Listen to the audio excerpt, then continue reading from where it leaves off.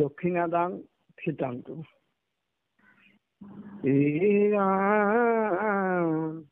পাতালতো যশ বখা নন্ত দৈত্য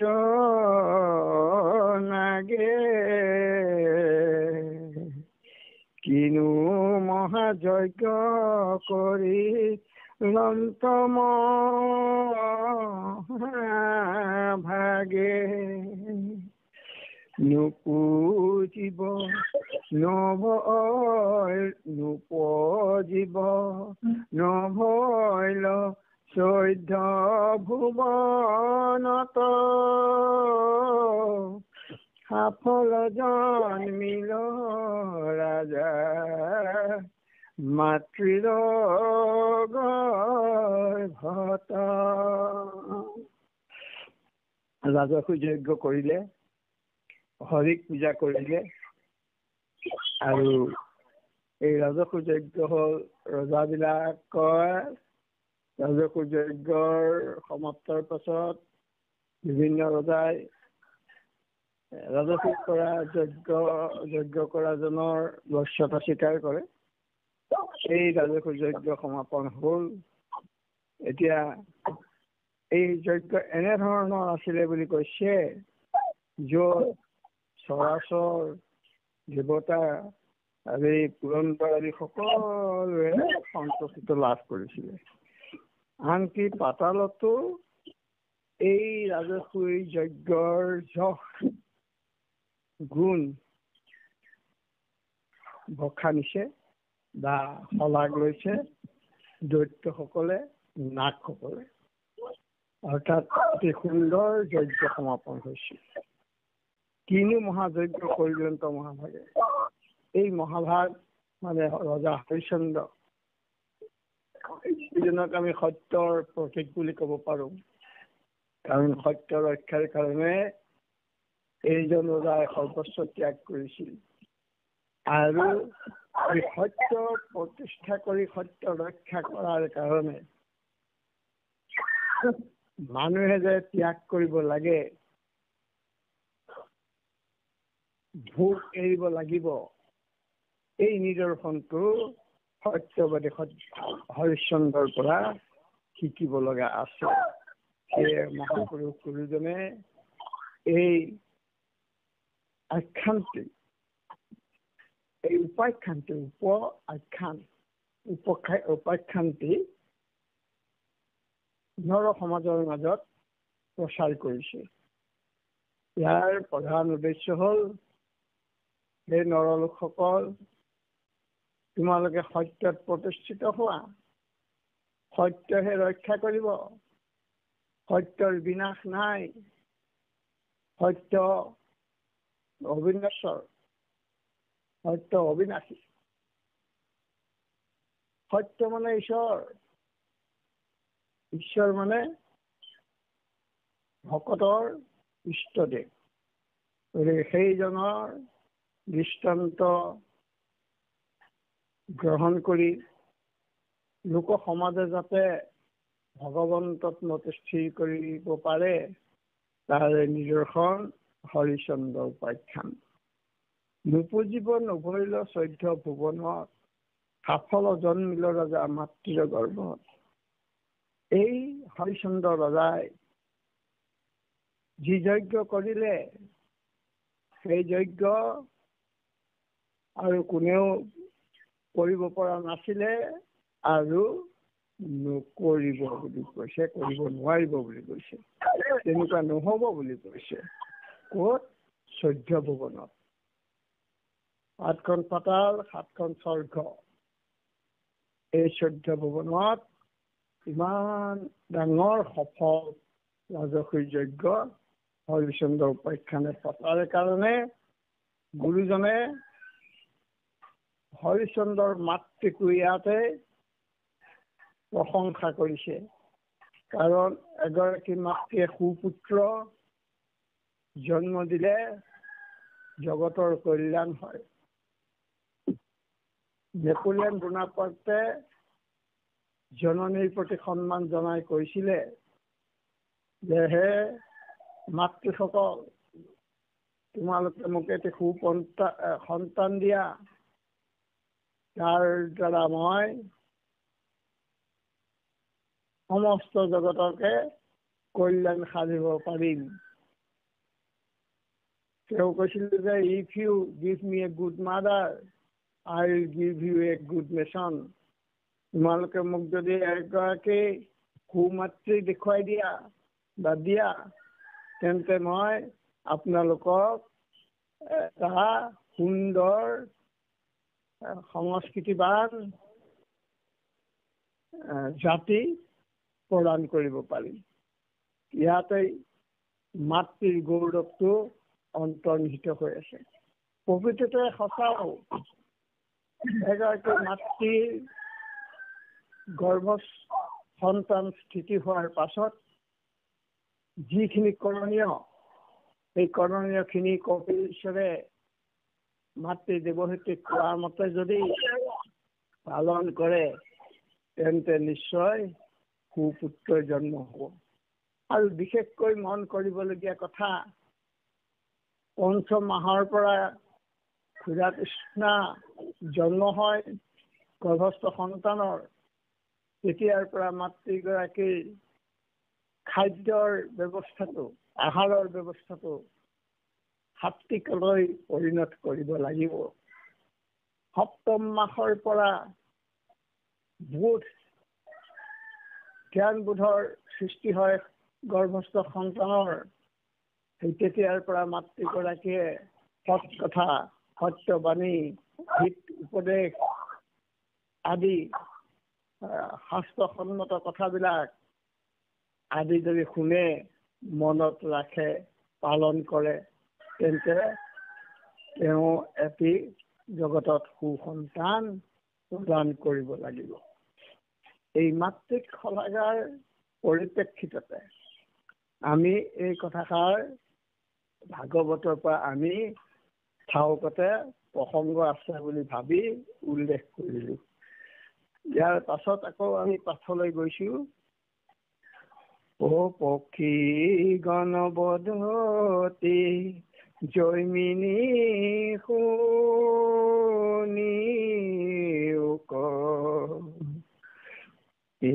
ৰাম যজ্ঞত নভৈল তুষ্ট নাহি হেন লোক। ৰাম বিঘ্নিৰ ঈশ্বৰ একে গণেশ বাজে। পূজা নাপায় গণপতি অধুমুখে লাজে। পাঠত কৈছে ধৰ্ম পক্ষীগণে আপোনাৰ জৈমিনী শুনিবলৈ কৈছে। হেৰা জৈমিনী শুনা, হৰিচন্দ্ৰই যি ৰাজস্ব যজ্ঞ কৰিলে তাত তুষ্ট নহয় কোনো নোৱাৰিছিল, কিন্তু সকলো তুষ্ট হলেও বিঘিনীৰ ঈশ্বৰ বুলি কৈছে, যাৰ নাম গণেশ শিৱৰ পুতেক। তেওঁ এই যজ্ঞত পূজাৰ ভাগ নাপালে। ইফালে তেওঁক বিঘিনী নাশক বুলি কোৱা হয়, বিঘিনী দূৰ কৰিবৰ কাৰণে তেওঁক পূজা কৰে। আৰু এই গণেশক পূজা নাপায়, আপোনাৰ অধুমুখে লাজত বহি আছে। কিন্তু হৰিশ্চন্দ্ৰৰ দৰ্শন যে কৃষ্ণক পুজিলে পূজা সমস্তৰে হয়, কৃষ্ণকে পুজিলে পূজা কেহো নলয়, এই দৰ্শন অনুসৰি তেওঁ ঈশ্বৰ কৃষ্ণৰ বাদে, পৰম ব্ৰহ্মৰ বাদে আনক পূজা কৰাটো স্বীকাৰ নকৰে। আৰু সেই আপাহতে তেওঁ গণেশক পূজা কৰা নাছিল। এইখিনিতে আমি মনত পেলাব খুজিছো।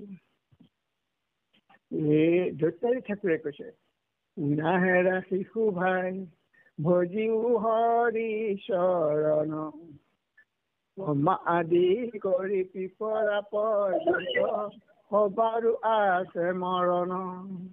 অৰ্থাৎ দেৱ দেৱতা যিমান আছে প্ৰভু ভগৱন্ত কৃষ্ণৰ বাদে সকলো মৰণশীল।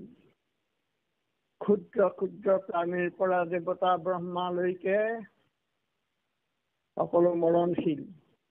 মৰণশীল বস্তু বা মৰণশীল দেৱতাক পুজিলে কি লাভ? তেওঁলোকে নিজেই বিনাশী, অবিনাশী নহয়। তেওঁলোকক পুজিলেনো তেনেকৈ অবিনাশী ফল দিব নোৱাৰে। তথাপিতো দেৱতাবিলাকে লোভ কৰে। দেৱতাবিলাকৰ এইটোৱেই ভাৱনা যে আমি অমৰ, আমি নমৰো, গতিকে কৃষ্ণৰ লগতে আমাকো পূজা দিয়াৰ প্ৰয়োজন। এই অহংকাৰ তেওঁলোকৰ আছে। কিন্তু একান্ত ভকত সবে নিৰ্গুণ কৃষ্ণৰ বাদে আনক নভজে। কৃষ্ণ থাক কৈ যাবি ৰাজায় অহংকাৰী, আৰু মানুহ সাধ্যে সাধু বুলি মুচৰণ দাৰি, মান্য খন্দি মুক তই নুপুজিলি আগে, তাৰ প্ৰতিফল দিবু নচাৰিবু লাগে। ইমান সুন্দৰ, ইমান কষ্টৰ, সমস্তজনে প্ৰশংসা কৰা এই ৰাজসুই যজ্ঞটো অথন্তৰ ঘটিবলৈ আগবাঢ়িছে। কি আগবাঢ়িছে? গণেশে পূজা নাপালে। গণেশে পূজা নোপোৱাত গণেশে ৰজাৰ প্ৰতি এটা বাক্য উল্লেখ কৰিছে যে, হেৰ ৰজা, থাক বাৰু, তই ক'ত যাবি? তোৰ অহংকাৰ মই খৰ্ব কৰিম, যিহেতু তই অহংকাৰ কৰি মোৰ দৰে বিঘিনি নাশকক তই পূজা কৰা নাই, আৰু এই বুলি দম্ভ কৰি তেওঁ ডালিম স্তৰিছে বুলি কৈছে। মান্য খন্দি মুখতই নুপুজিলি আগে, মোক সন্মান নকৰি তই আগত পূজা নকৰিলি, গতিকে ইয়াৰ প্ৰতিফল মই তোক দিম, তই কেতিয়াও সেই প্ৰতিফলৰ পৰা পৰিত্ৰাণ নাপাবি। গতিকে আমি যদি চাওঁ ৩৩ কোটি দেৱতালৈ, এই দেৱতাৰ বিলাকৰো মানুহৰ দৰে গৰ্ব শূন্য নহয়, গৰ্ব আছে। আৰু গৰ্ব নথকাজনেই হ'ল ভগৱন্ত। আৰু গৰ্ব ভগৱন্তই দিছে। সকলোবিলাক তিনি গুণময়, সত, ৰজ, তম। সতগুণত যেতিয়ালৈকে থাকিব নোৱাৰে, ৰজগুণ তমগুণ পৰিহাৰ কৰিব নোৱাৰে, তেতিয়ালৈকে ঈশ্বৰ ভক্তিত দক্ষ হ'ব নোৱাৰে। ৰজগুণত থাকিলে অহংকাৰত মত্ত হৈ পৰে। দেৱতাবিলাক ৰজগুণী, সেইকাৰণে সিহঁতে খুজি খুজি সন্মান বিচাৰি লয়, আৰু নাপালে ক্ৰোধান্বিত হয়। আৰু অসুৰবিলাক তমগুণী, তেওঁলোকৰতো সৎ বোলা সংস্কৃতি নাই, সেইকাৰণে তমগুণী বুলি কয়। কিন্তু আপোনাৰ খবৰ দৰে সাধু লোকসকল সদায় সৎগুণী কাৰণে সঠিক প্ৰিয় বাক্য বচন বোলে, জগতৰ কল্যাণৰ কাৰণে ঈশ্বৰ চিন্তা কৰে, আপুনি তৰি কুল উদ্ধাৰ কৰে, আৰু নিজৰ জীৱ আত্মাক ঈশ্বৰৰ লগত সংযোগ কৰি জীৱতৰণৰ পথ মুকলি কৰি আছে, এয়া কিন্তু দেৱতাই কৰিব নোৱাৰে। কৃষ্ণ এহি গুণী গণেশৰ মনে সুখ নাই, পাছে পাছে ৰজাৰ পুৰন্ত চিত্ৰ চাই, নিপতি আপোনাৰ পুৰি মনোৰথ, বিষ্ণুক চিন্তিয়া সুখে ৰহিলা ৰাজ্যত। ইফালে গণেশৰ পূজা নাপায়, অসন্তুষ্ট মনেৰে দুখ অনুভৱ কৰিছে, সুখ নাই। তেনেকৈ এই অহংকাৰী হৰিচন্দ্ৰক মই পতকটো নিজে অহংকাৰীৰ কাৰণে এই শতগুণী ৰজাকো অহংকাৰী বুলি কৈছে।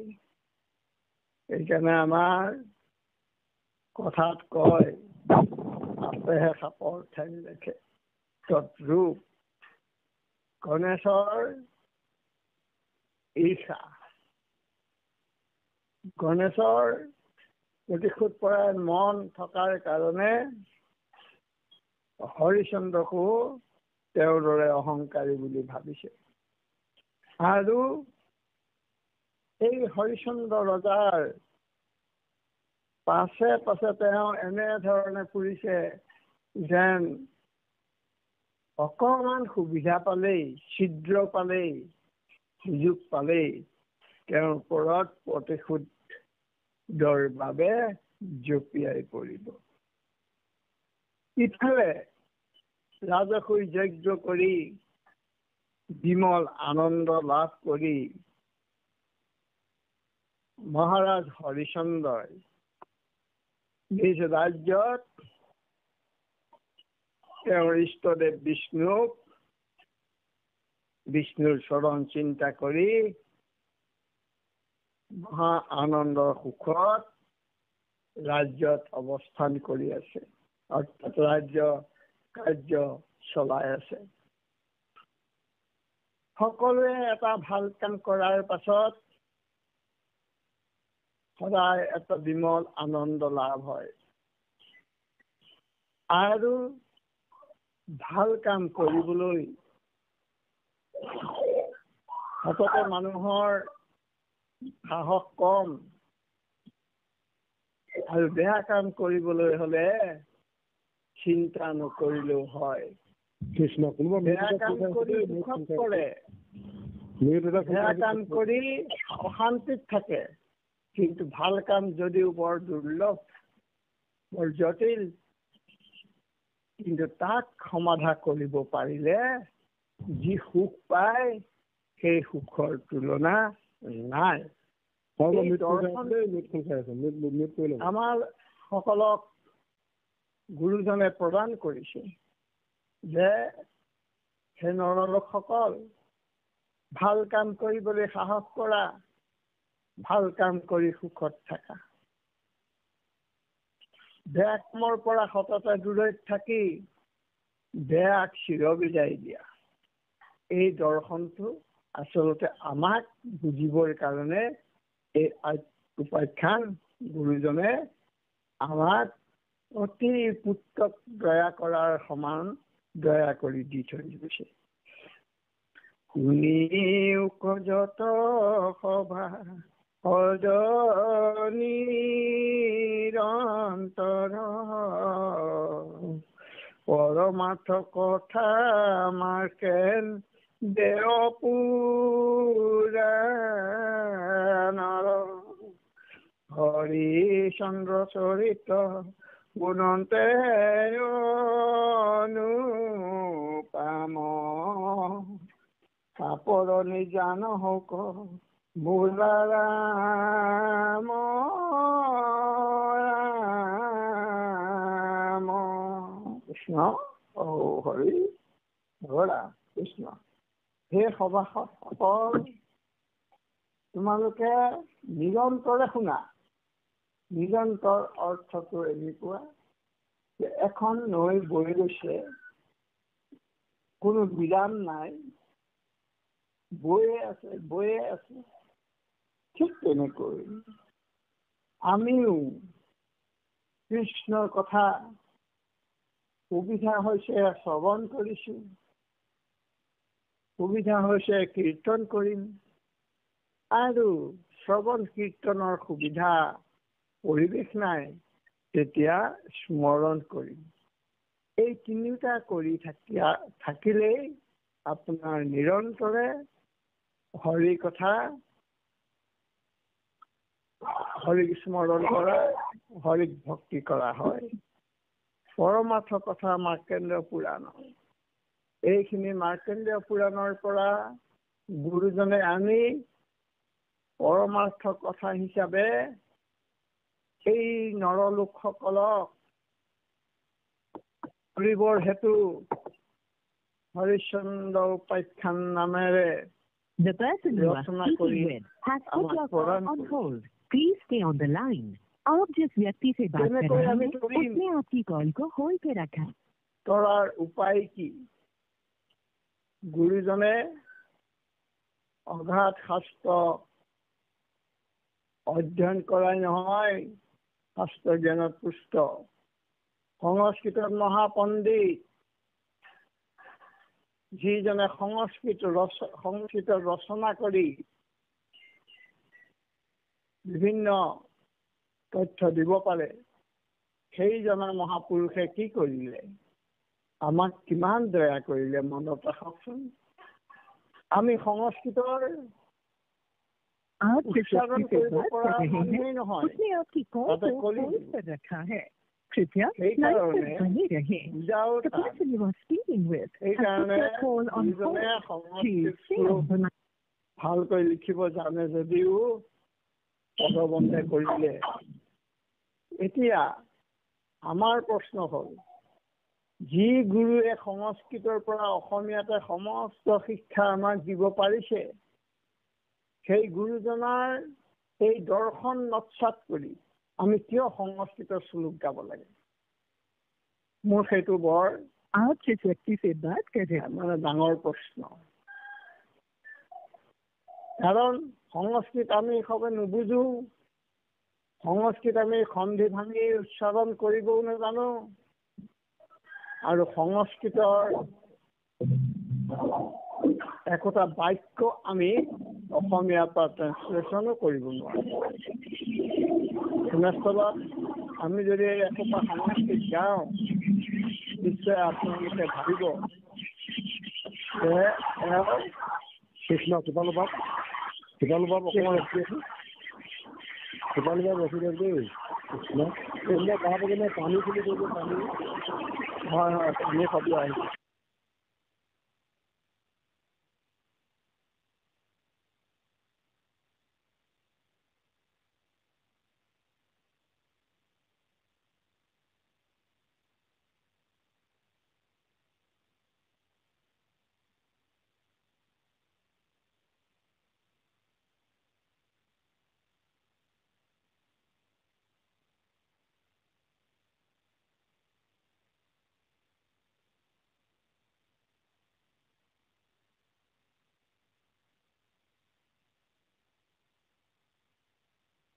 কৃষ্ণ কৃষ্ণ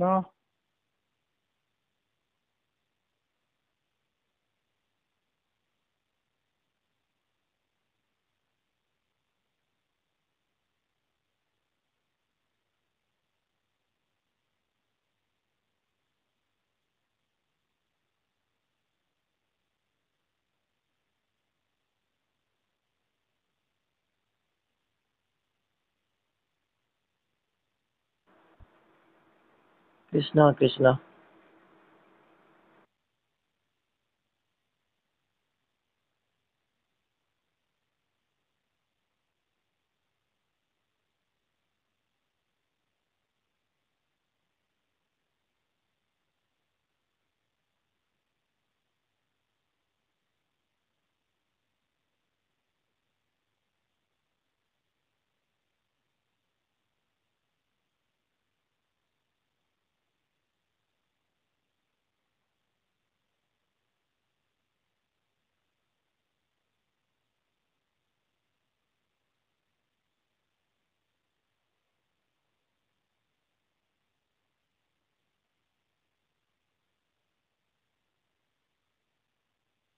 কৃষ্ণ সভাপতি বাবু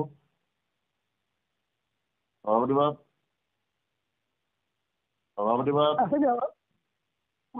কৃষ্ণ সভাপতি বাবু ৰ'ব গোটেইখিনি কাট খাই আছে আৰু গোটেই সকলোৱে লগতে আহিছে যে একদম খেলি মেলি আহিছে হয় শইকীয়া বাবু আগবাঢ়ক কৃষ্ণ কৃষ্ণ এতিয়া আমাক কৰিবৰ কাৰণে যি যি ব্যৱস্থা কৰিলে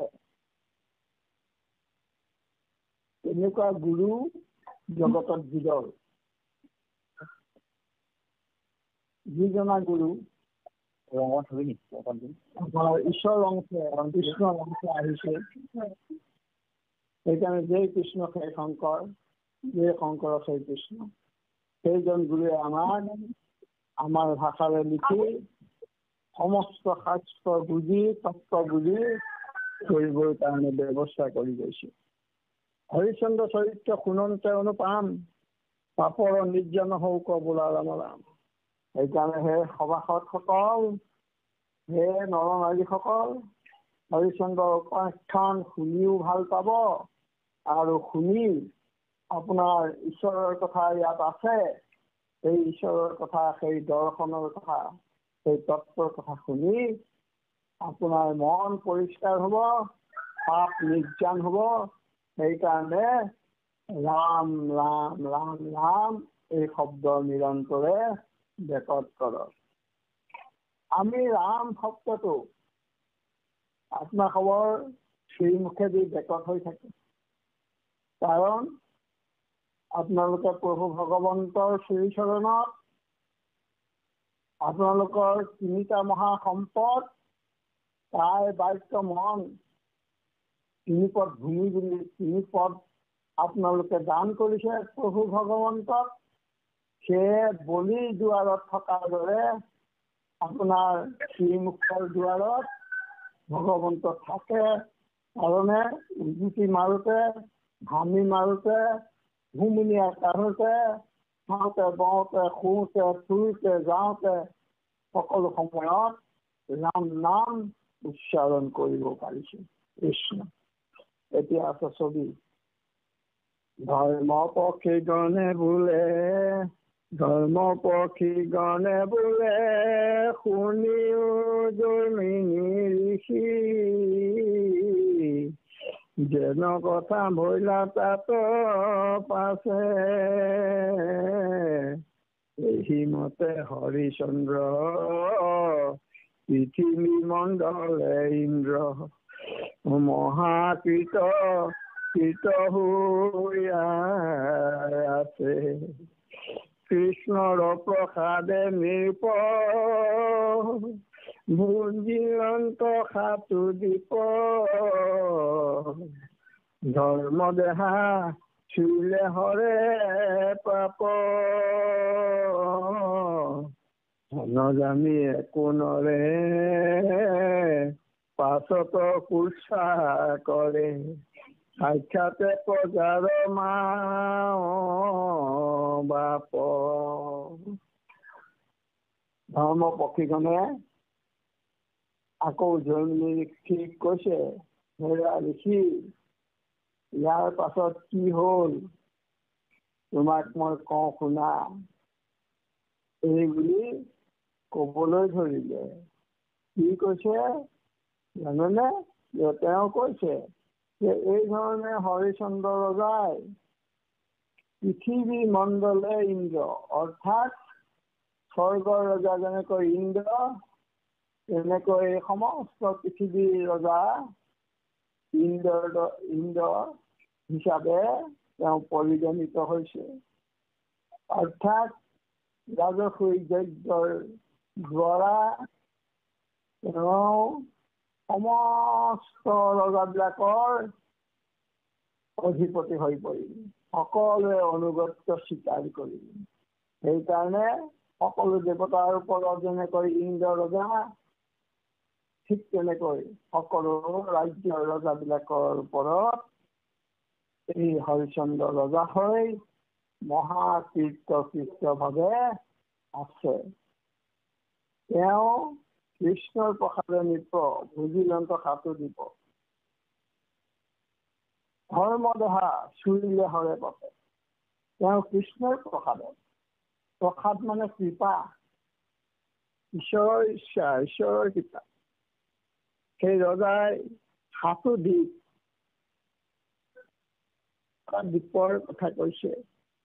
এতিয়া আমাৰ ভাৰতত এই 7টা দ্বীপ, 7খন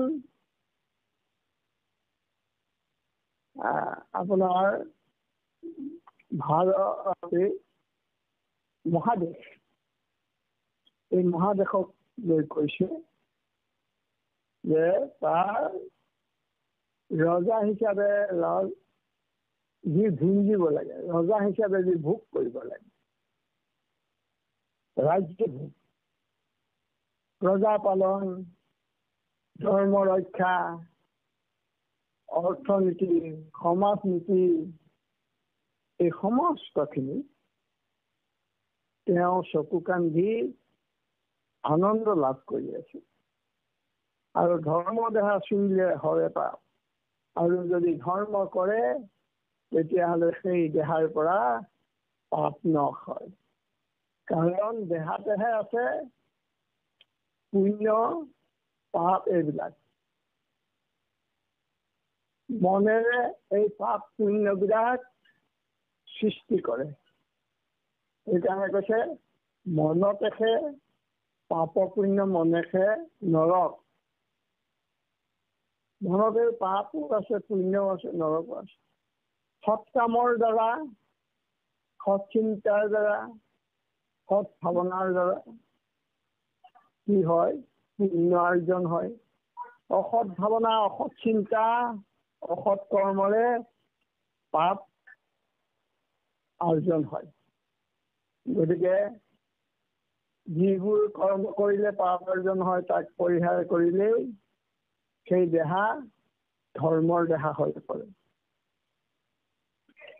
হেন নাহি একো নৰে পাছত কুচৰ্চা কৰে সাক্ষাৎ প্ৰজাৰ মাও বাপ। আৰু যিবিলাক নাহি একো নাই, হেন নাহি একো নৰে, মানুহবিলাকৰ যেতিয়া একো নাথাকে, কুচৰ্চা কৰিব পাৰে। যদিহে ৰজাৰ প্ৰতি অসন্তুষ্ট হয় তেতিয়াহ'লে ৰজা এজন প্ৰজাৰ কাৰণে মাতৃস্বৰূপ, পিতৃস্বৰূপ। ৰজাৰ সুশাসন নহলে এই প্ৰজাই তেওঁলোকৰ ওপৰত, ৰজাৰ ওপৰত কুচৰ্চা কৰে। সকলো যুগতে এই কাম চলি আহিছে, বৰ্তমানো আছে। মানুহ অসন্তুষ্ট হলে গৰাকীৰ প্ৰতি, ৰজাৰ প্ৰতি সদায় বিৰূপ মন্তব্য নিশ্চয় কৰে। কাৰণ মানুহৰ কাৰণে ৰজা, মানুহক পৰিচালনা কৰিবৰ কাৰণে ৰজা, মানুহক সুখ দিবৰ কাৰণে ৰজা, মানুহৰ কল্যাণ সাধিবৰ কাৰণেহে ৰজা। মানুহক দুৰ্গন্ধ নৰ্দমাত পেলোৱা জন ৰজা নহয়। এই ভাৱনাটো ইয়াত প্ৰকট হৈছে। লোকৰ একান্ত মতি কৰন্ত ভকতি নতি, ৰাজা ৰেখে চিন্তহিত কাৰ্য, দেৱ তোমাৰ দন্ত বৰ হৰিচন্দ্ৰ নৰেশ্বৰ, যুগে যুগে কৰন্তু ৰাজ। গতিকে ৰজা হৰিচন্দ্ৰৰ ৰাজত্ব কালত সকলো লোকে হৰিক ভকতি কৰিছে, হৰিক স্তুতি প্ৰাৰ্থনা কৰিছে, যাতে এনেধৰণৰ ৰজা যাৰ কাৰণে সৰ্বসুখ লাভ কৰিছে সেইজন ৰজাৰ সদায় হিত হওক, এই ভাৱনাৰে তেওঁলোকে ঈশ্বৰ চিন্তা কৰিছে। আৰু দেৱতাক বৰ মাগিছে, দেৱতো মাগন্ত বৰ। হে প্ৰভু, হৰিশ্চন্দ্ৰৰ নিচিনা ৰজা আমাৰ যুগে যুগে তুমি প্ৰদান কৰা, যাতে এই হৰিশ্চন্দ্ৰৰ দৰে শাসনৰ তলত থাকি আমি আমাৰ জীৱন ধন্য কৰিব পাৰোঁ। ইয়াৰ পাছত পদে কৈছে, অব্যাপতেশ্বৰী যাৰ শ্ৰীৰত্ন মাজে সাৰ, যেন লক্ষ্মী কৃষ্ণৰ ওচৰ, কৰগত আছে নিধি, যেহি বাঞ্চে দেহেহি সিদ্ধি, ভোগে যেন জ্যোতি পুৰন্দৰ। ইয়াৰ পাছত হৰিশ্চন্দ্ৰৰ প্ৰিয় ভাৰ্যা পটেশ্বৰী বুলি যাক উল্লেখ কৰিছে, তেওঁৰ নাম হ'ল সভ্যা। তেওঁৰ স্ত্ৰীবিলাকৰ মাজত এগৰাকী ৰত্নস্বৰূপ, আৰু তেওঁক ভগৱন্ত কৃষ্ণৰ লগত যেনেকৈ লক্ষ্মী থাকে, ভগৱন্ত কৃষ্ণ আৰু লক্ষ্মীৰ যি যুগ্ম ভাৱনা, ভকতৰ কৃপা, সেই যুগ্ম হিচাপে সভ্যা আৰু হৰিশ্চন্দ্ৰক ইয়াত অংকন কৰিছে। অৰ্থাৎ ঈশ্বৰৰ শাস্ত্ৰই লিখিছে যে কৰ্মবন্ধ চিন্ধি আপুনি হুৱন্ত হৰি। তেওঁলোকে কৰ্মবন্ধ চিন্ধিব পাৰিছে, ঈশ্বৰত একমত হৈ ঈশ্বৰ সেৱাত নিমগ্ন হৈছে, গতিকে তেওঁলোকো আপুনি হৰি হৈ গৈছে। সেইকাৰণে গুৰুজনে কৃষ্ণ লক্ষ্মীৰ লগত হৰিশ্চন্দ্ৰ সভ্যাক তুলনা কৰিছে। কৰগত আছে নিধি, যেহি বাঞ্চে সেহি নিধি। ভঁৰালত নানা নিধি মানে সম্পদ আছে, যিহকে ইচ্ছা তাকে লাভ কৰিব পাৰে। যেনেকৈ পুৰন্দৰ ইন্দ্ৰই স্বৰ্গৰ অমৰাৱতীত থাকি তেওঁৰ ভঁৰালৰ পৰা যি লাগে তাক ভোগ কৰিব পাৰিছিলে, তেনেকৈ হৰিশ্চন্দ্ৰয়ো কোনো বস্তুৰ অভাৱ নাছিল। ইন্দ্ৰৰ দৰে তেওঁ সমস্ত তেওঁ ভঁৰালৰ পৰা ভোগ কৰিব পাৰিছিল।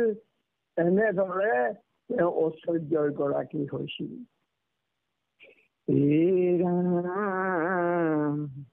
এহি মতে অযোধ্যাত আছা যেবে নৰনাথ, দিনে কমন্ত্ৰী কয়া দেখিল, মাৰিবা কাজে যাইব বিজু বন মাজে, সজাও প্ৰজা নকৰি শিথিল, ৰাজাৰ আদেশ পাৰি মন্ত্ৰী উঠি মন্ত্ৰী গাঁও চাৰি, হাংকাৰী অনাইৰা সৰাজ,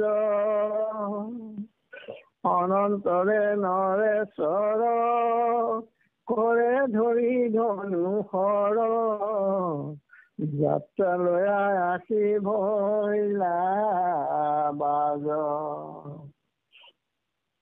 এই ধৰণে থাকোতে থাকোতে আনন্দ বিলাসৰ মাজত সুখে শান্তিৰে থকাৰ পাছত ৰজা বুলিলে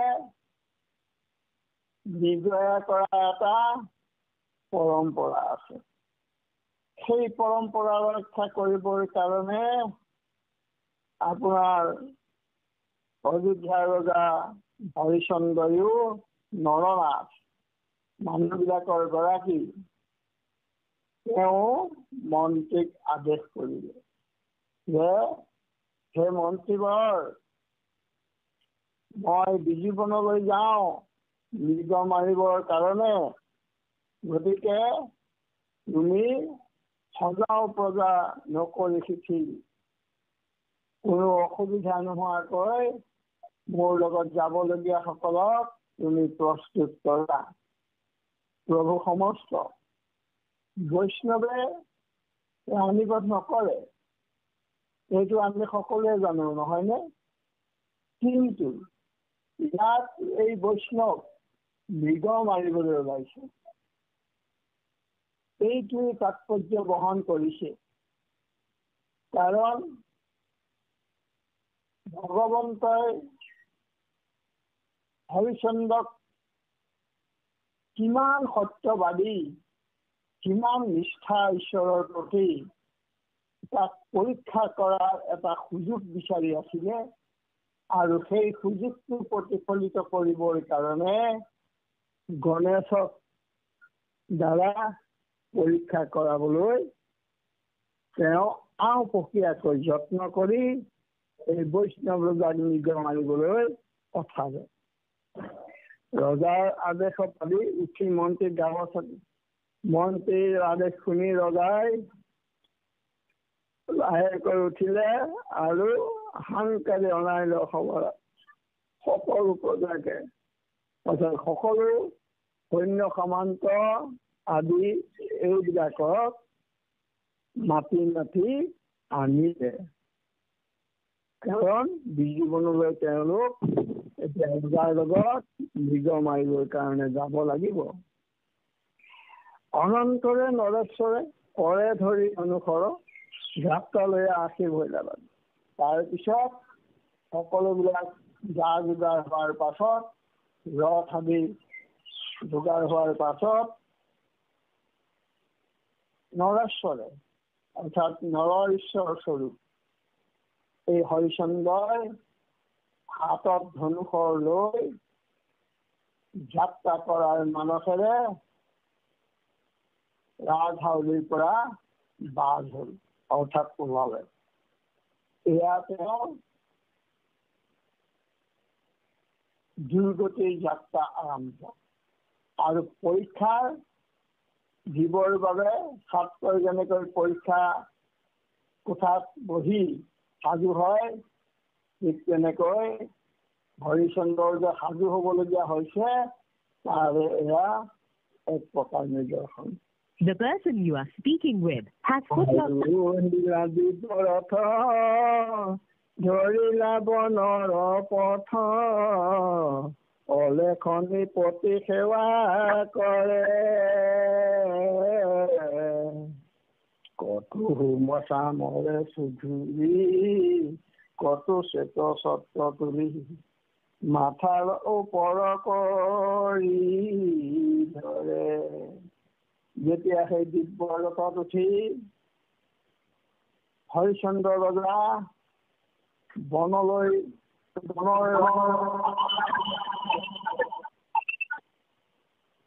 হৈছিল, বাটত যিসকল ৰজাই তেওঁক লগ পাইছিলে সকলোৱে বশ্যতা স্বীকাৰ কৰি সেৱা কৰিবলৈ ললে।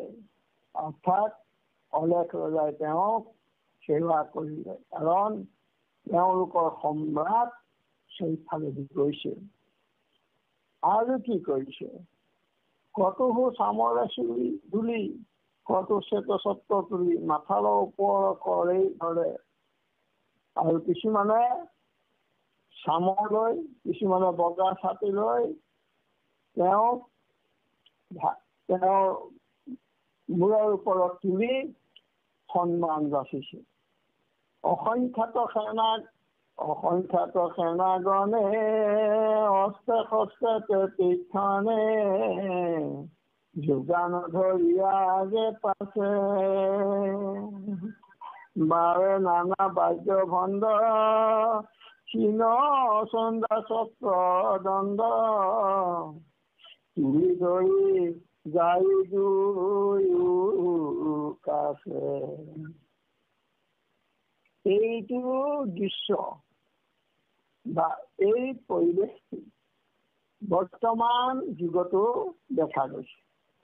কোনো এখন জিলালৈ মুখ্যমন্ত্ৰীজন বা অন্য মন্ত্ৰীজন আহিলে যেনেকৈ নানা যোগাৰ কৰে, বিভিন্ন ঠাই বিভিন্ন মানুহ আহি বেৰি ধৰে, ঠিক তেনেকৈ তেওঁলোকৰ ৰজা গৈছে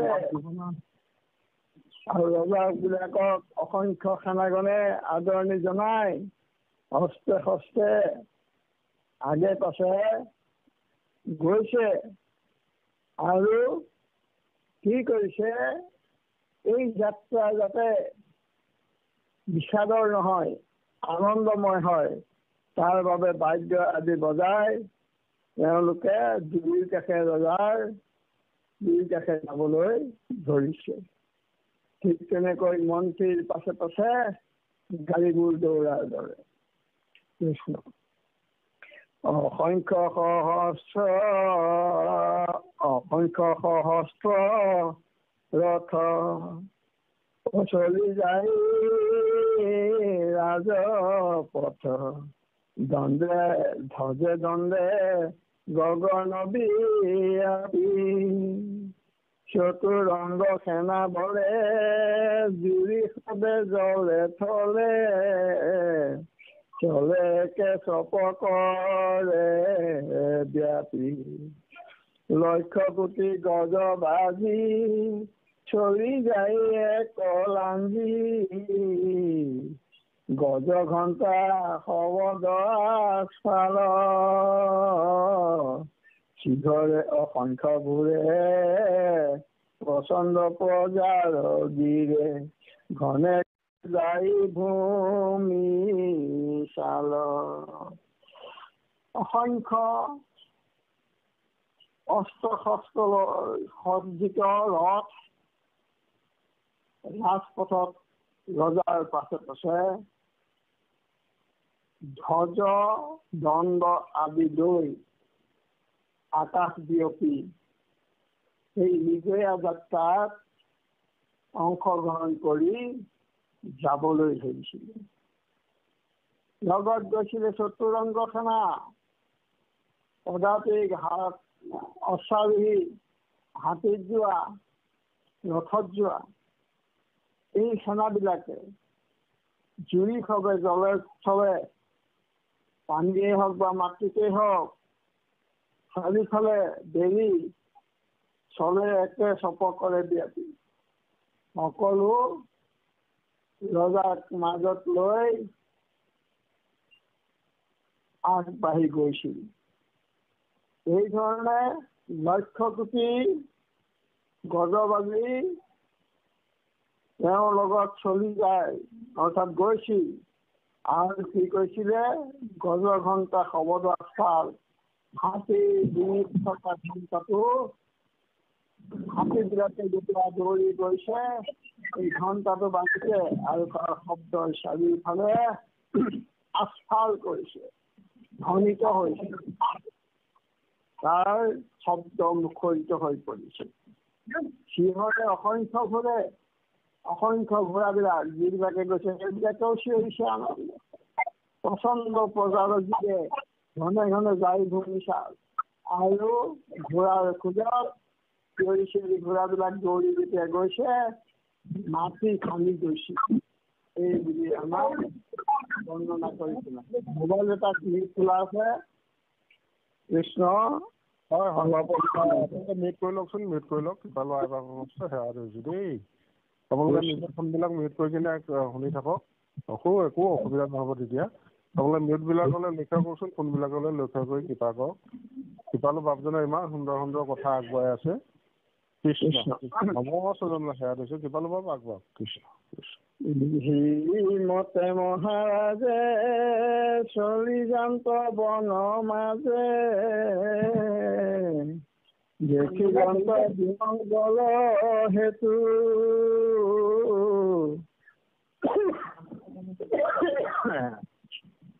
সৰ্প আজি বাজ ভৈলা, দক্ষিণ শ্ৰীগাল গৈলা, আগত পৰিল ভীমকে।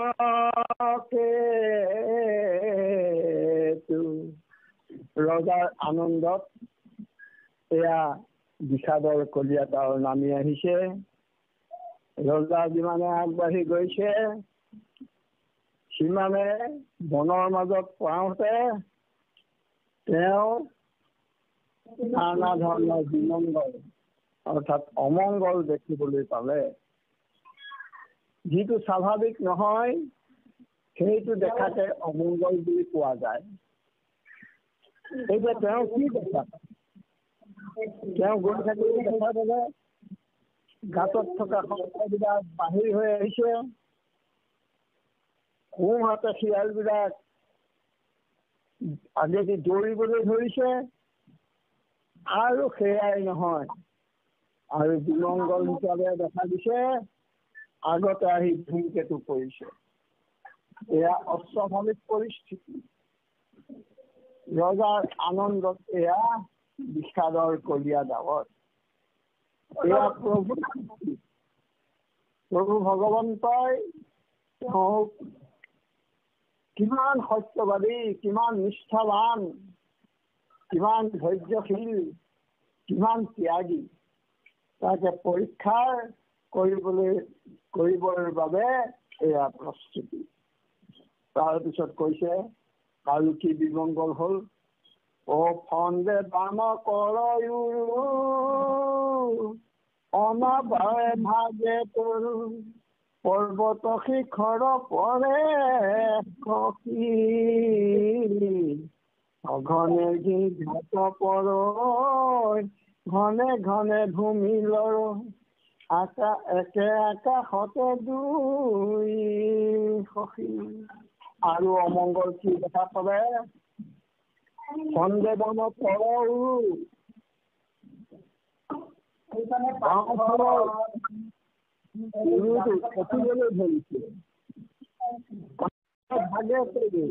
বতাহ নোহোৱাকৈ গছবিলাক ভাঙিবলৈ লৈছে। এই মোবাইলটো তেখেতে শুনা নাই নেকি বাৰু? হয় আমি কিমান কম হয়। ঈশ্বৰ কৃষ্ণ কেলে এনেকুৱা কৰি আছে জানো আইগৰাকীয়ে? আপোনালোকে অকমান লক্ষ্য কৰকচোন কিবা লোৱা মাতি অকমান শান্তি দিয়ক। কৃষ্ণ দেই, সেৱা কৰিছো মা। তাৰপিছত আমি কৃষ্ণ খুলিয়ে কৈ থৈছো এতিয়ালৈকে। বাৰু যা হওক, কৃষ্ণ কৃষ্ণ। বতাহ নোহোৱাকৈ, ধুমুহা নোহোৱাকৈ ভাগে তৰু গছবিলাক ভাঙি গৈছে। এইবোৰ অমংগল আছিল। আৰু কি হৈছে? পৰ্বতৰ শিখৰৰ পৰে সখী, পৰ্বতৰ শৃংগবিলাকো আপোনা আপুনি খহি পৰিছে। এয়া তেওঁৰ বিজয় যাত্ৰাৰ সন্মুখত এয়া বিমংগল। আৰু কি হৈছে? সঘনে নিঘাত পৰৈ ঘনে ঘনে ভূমি লৈ একে আকাশতে দুই সখী। আৰু কি কৰিছে? ঘনে ঘনে পৃথিৱী লৰিবলৈ ধৰিছে ভূমিকম্পৰ দৰে। নিৰ্ঘাত হৈছে, শব্দ হৈছে, গছ পৰা শব্দবিলাক শুনিবলৈ পাইছে। আৰু কি দেখিছে? আকাশ এখন, চন্দ্ৰ দুটা। তেওঁ দুটা সখী দেখিবলৈ পালে। দেখি মন্দ অভিপ্ৰায় মনত উৎসাহ নাই, তথাপি বিপাকে নেই টানি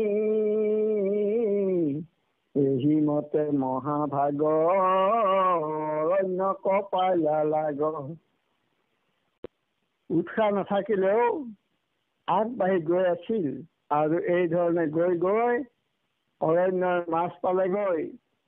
এইখিনিতে মন কৰিবলগীয়া কথা, এজন সত্যবাদী, এজন সমস্ত ৰজাৰ অধিকাৰী, গুণী জ্ঞানী লোক, অথচ অমংগল দেখিও তেওঁ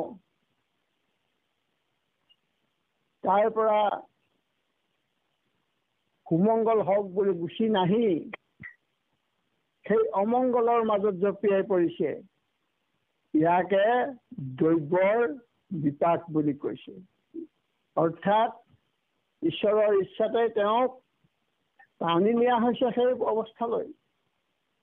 গতিকে আমাৰ জনজীৱনতো সৎ পথত ন্যায় ভাৱত চলি যাওঁতেও যদি ঈশ্বৰ সেৱা কৰি থাকোঁতেও কেতিয়াবা আঘাত পায়, কেতিয়াবা দুখ পায়, কাৰোবাৰ হাতখন ভাগিছে পৰি ক'ব নোৱাৰে, কাৰোবাৰ কঁকালত দুখ পাইছে, ইত্যাদি ইত্যাদি। এইবোৰ ঈশ্বৰৰ দুখ নহয়, এইবোৰ কিন্তু আপোনাৰ মোৰ ভোগৰ কথা। পূৰ্বতে আমি কৰি আহিছো, তাৰ ফলত এতিয়া ভোগ কৰিবলগীয়া হৈছে। ইয়াৰ এটা বৰ সুন্দৰ উদাহৰণ। ধ্ৰুৱক মাহীমাকে যেতিয়া ককৰ্থনা কৰিছিল, তেতিয়া মাক সুনীতিয়ে সুৰুচিক গালি পৰা নাছিল।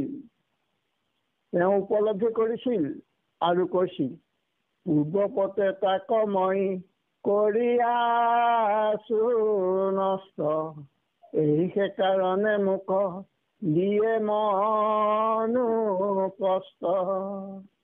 ঠিক হৰিচন্দ্ৰৰ এই যদিও ঈশ্বৰৰ লীলা পৰীক্ষাৰ কথা, তথাপিতো পূৰ্বৰ কৰ্মৰ দুখত তেওঁ এইখিনি ভোগ কৰিব লাগিব, আমি যেনেকৈ কৰি আছো।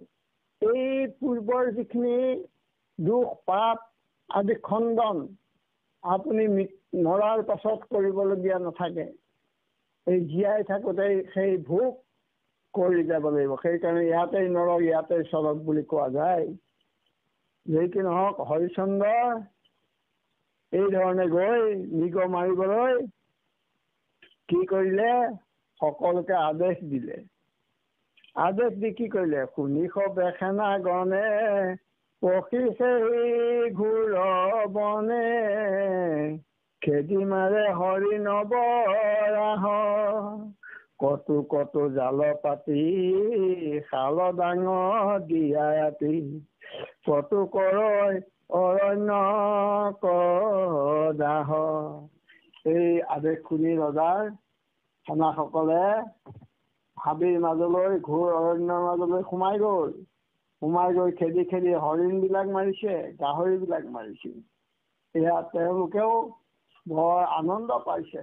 হাতত ধনু কাঁড় গাঁঠি আছে, প্ৰহাৰ কৰিবলৈ পোৱা নাই, ব্যৱহাৰ কৰিবলৈ পোৱা নাই। সুবিধা পাই তেওঁলোকেও আনন্দত মতলীয়া হৈ জীৱ হিংসা কৰাত লাগি গৈছে। কতো কতো জাল পাতি, কিছুমানে জাল পাতিছে। জাল পাতি কি কৈছে, শাল ডাঙৰ দিয়া হাতী, কতো কৰে অৰণ্য কটা। কিছুমানে জাল পাতি ফান পাতি পহু আদি ধৰিছে, আৰু কিছুমানে আকৌ কোনোবা চাইডে আপোনাৰ অৰণ্যকে জুই জ্বলাই দিছে, যাতে তাতে পুৰি মৰক। এই ধৰণে যিখিনি অত্যাচাৰ, যিখিনি আসুৰিক, সতগুণ নাইকিয়া হৈ গ'ল, তমগুণলৈ আহিল।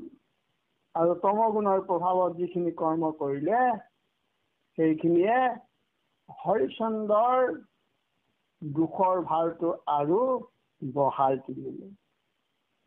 অনিপতি ৰথ এৰি একে একতে যি ঘূৰে চৰি, পখিলন্ত সেহি বন মাজ, হাতে ধৰি ধনু বান দেখিলন্ত বিদ্যমান, আগে উপসন্ন মৃগ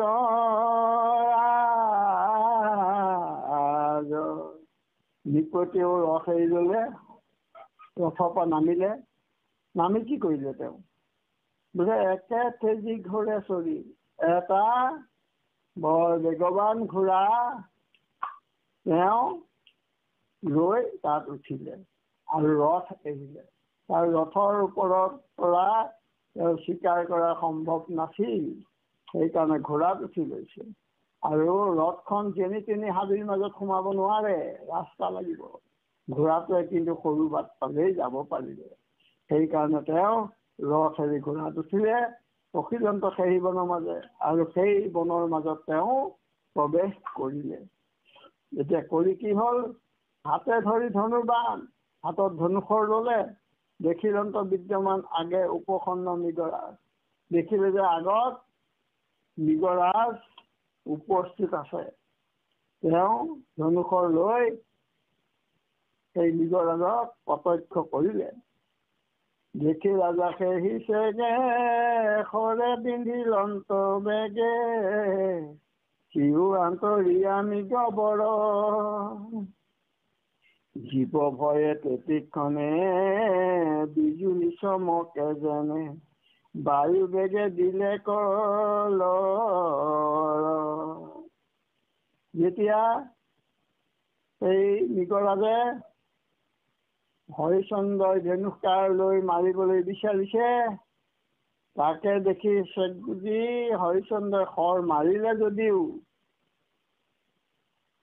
সেই শৰে বিন্ধিলে যদিও সেই মৃগ নমৰিল সি তাৰ পৰা আঁতৰি পলাইছে আৰু সেই জীৱই তৎক্ষণাত ভয়তে বিজুলী বেগেৰে কি কৈছে বায়ু বেগেৰে সেই ঠাইৰ পৰা লৰ দিছে এই মৃগৰ আখ্যান এটা আছে ইয়াত গুৰুজনে ভাগৱততো মৃগৰ আখ্যানৰ ব্যৱহাৰ কৰিছে ইয়াতো মৃগক দেখুৱাইছে ইয়াত এটা কথা মৃগবিলাকক চিকাৰীবিলাকে এটি গান গাই আকৰ্ষিত কৰে আৰু সেই সুৰ শুনি মৃগবিলাক মোহিত হৈ তেওঁলোকে বিয়াদে মাৰিব খোজে তাক পাহৰি যায় আৰু অৱশেষত কি হয় সেই মৃগক বধ কৰে ইয়াৰ অৰ্থ এইটোৱেই যে আমি জীৱবিলাক মৃগৰূপী আমাৰ পাছে পাছে মৃত্যু ঘূৰি ফুৰে আৰু মৃত্যুৰ সুহুৰিত আমি ভুল যাওঁ ভুল গৈ কি হয় মৃত্যুৰ কাষ চাপি যাওঁ আমি গমকে নাপাওঁ সেইকাৰণে গুৰুজনে হৰিত শৰণ লৈ হৰি গুণনাম শ্ৰৱণ কীৰ্তন কৰিবৰ কাৰণে ভকত সমাজক ধায়া প্ৰণয় অধিক পুতেকতকৈ অধিক মৰম কৰি ভক্তি বীজ ভক্তি তত্ত্ব দি থৈ গ'ল কৃষ্ণ আৰু যামনে প্ৰভু হয় বহু দোহাৰিব পাৰিব মন দে ঈশ্বৰ কৃষ্ণ তেতিয়াহ'লে দোহাই লৈ দেই ঈশ্বৰ কৃষ্ণ ৰাম দেখি ৰাজাকে হিচেগে শৰে বিন্ধিল অন্ত বেগে সিও আন্তৰিয়ামী গবৰ জীৱ ভয়ে তেতিক্ষণে বিজুলি চমকে যেনে বায়ু বেগে দিলে কল হৰি ৰাম